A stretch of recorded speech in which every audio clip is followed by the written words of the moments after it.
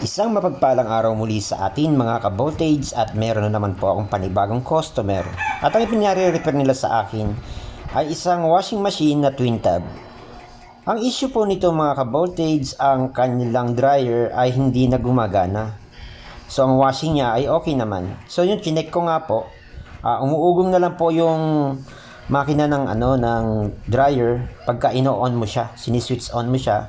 Umuugong na lang po siya at hindi na siya umiikot. So chinek ko nga po at chinek up ko po yung capacitor nga, yun, kaya po umuugong niya siya kasi dry na po yung capacitor, open na po siya. So yun na nga, kinausap ko si customer na papalitan namin ng panibago yung capacitor at pumayag naman siya. Yan na nga po, pinalitan ko na po siya ng panibagong capacitor.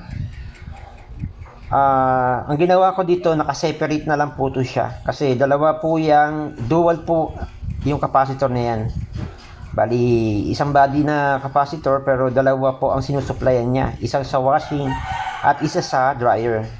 So nakaseparate na po yung capacitor ng dryer. Ayan nga po, pinalitan ko po siya ng panibago at kinabit ko na at ititesting ko na po siya. So mga ka-voltage, kung meron po kayong mga ganitong issue ng inyong mga dryer na umuugong na lang yung motor, ayaw na umikot, malamang sa malamang capacitor po ang differential yan. Kung hindi naman po capacitor, maaring nag-stack up or makina, pero kalimitan capacitor po. So yan na nga po, inan ko na ho siya. Yan, kita nyo gumagana na po yung dryer niya, umiikot na po. So capacitor lang po talaga ang problem niya. Yung kaya nyo pong i-DIY sa inyong mga dryer kung just in case na meron pong problem na umuugong lang ho yung dryer nyo. Kaya nyo na pong palitan ng capacitor yan. Napakadali lang naman po. At saka kung bibili po kayo ng capacitor sa mga bentahan ng or paggawaan ng mga washing or rep, doon naman po kasi ay ng washing at saka ng mga electric pan, doon naman po nakakabili ng ganyan. Marami po silang spare parts dyan. Dalhin nyo lang po yung sample nyo para hindi ho magkamali ng pagbigay yung nagtitinda ng mga parts.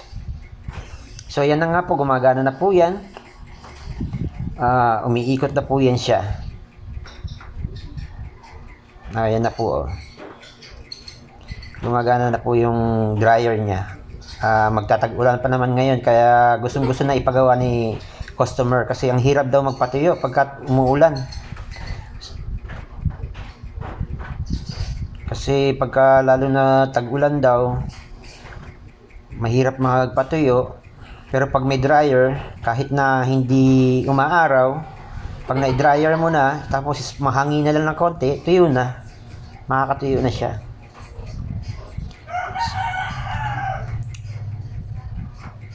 So mga ka-voltage, huwag nyo pong kalimutan muli na paki-like and share para i-share nyo po ang video na ito para over din po ang ibang mga manunood na kung paano mag-repair ng washing machine na sira ang dryer. So paki-follow din po ang page ko. Maraming salamat po muli sa inyo and God bless po muli sa ating lahat.